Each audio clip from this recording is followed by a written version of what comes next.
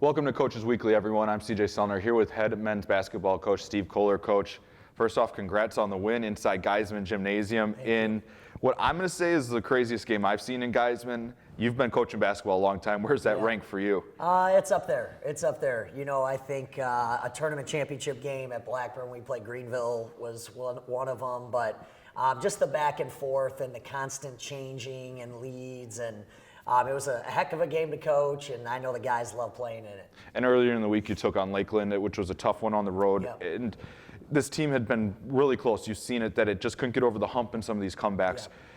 You got over it against Wisconsin Lutheran. You guys were down late. You battled back. Nobody panicked, because when it stretched to 9, I think it was about 6.5, 7 minutes left. Mm-hmm.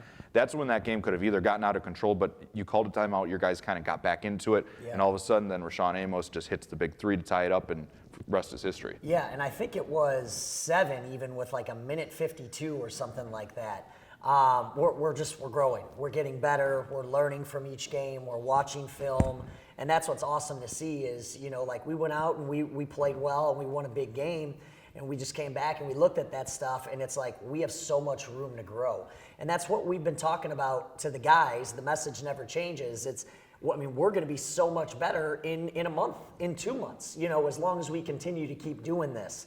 But to be able to handle that, you know, being down, okay, they hit a big bucket. You know, one of them was we scored, and then they came back and hit a 3 right after, you know, and then to be able to respond and get a great possession after, it just shows that we're growing and we're kind of maturing as a group. We have to talk about a few of your guys. It's a team performance, especially when you put up a program record 116 points. But I think one that really took over is Jalen Meeks. We've talked about him before, but there was a stretch where he kind of took over that game, getting into the paint and getting every shot that he wanted. Yeah, well, and on the glass. I mean, he was just a monster on the O boards. And that was where maybe we were struggling a little bit offensively and we needed him, and then he would get on the glass. But yeah, we've talked about Jalen before. He just continues to get better. You know, he hits a 3 from the corner also, but now he's getting to the rim, gets to the free throw line. He's just really evolving as a complete player, and it's been really instrumental in our success as a team. And then landing Gladney, another double-double. I feel like he was a little slow getting going in the new offense and everything, but the last couple of games, he's going, and that's going to be a tough person to stop. Yep, and he's just getting more and more aggressive. You can see it in his finishes. You know, he had the one in transition where he had a really strong finish. He went through Farner. And in Lakeland, he had that about 3 or 4 times and came up short, you know, and he just is getting more aggressive. And we're really challenging him and pushing him to, like, get outside of your shell and just go be a monster, you know. And you can see him. He just continuing to grow. He's figuring it out too. You know, he's kind of going backdoor from the corner. That was that big play that Shauno made that backdoor pass to him for an and one. So he's kind of figuring it out, and he is becoming a guy that's inside out. You know, I mean, he can shoot it, but he can also take you off the dribble, and then his bread and butter is, you know, that 8 to 10 foot with that hook game. Now, after the game, you didn't have a chance to break it down. Now that you've probably seen the film, Rashon Aimless hits the 3 with just a few seconds left. The play you said was kind of a broken play at the time, but I mean, a guy that and I think he'd self-admit that he's been struggling shooting the ball a little bit early on. For sure. That's a big shot confidence-wise going forward. It is. You know, I did watch it, and it wasn't as bad as I thought. I was kind of like, you know, with pieces, I'm like, you go here, you go here. You know, Shauno was with me at Blackburn, so he knows that. So he knows where he's supposed to be on that. So it was really 2 guys that were on the same page. The other guys got to where they got to. We kind of just ran it as a bypass. There was supposed to be a screen there first, and then he eventually gets to where he got the shot from. And Brent Hatton just made a phenomenal pass on a dime to get it to him.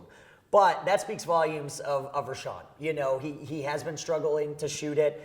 He's been getting in the gym and constantly working at it. We've been looking at some film. It just looked like he was too short. His elbow was too low. And he's fixed those things, and he hit a couple of big ones. But he's a guy that just, he knows how to make big plays, and he's not afraid of the moment. And he proved that by knocking that down. You head into a week with finals. It can create schedules get all kind of thrown out of whack. But before we get to talk to you again, you guys will take on number 24 ranked in the country, Benedictine, who's off to just a tear of a start. They've been beating teams by double digits, and they're going to be a very well-coached team that you guys will face back here at Geiseman next Monday. Yeah, Benedictine's a great program. Coach Bunks and his staff does a great job.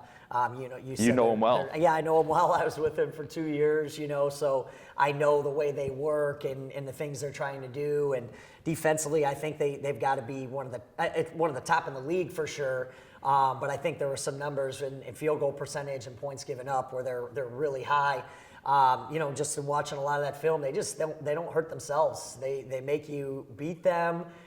They've got good length and they're active on the perimeter. And Grigo is really, really good inside offensively.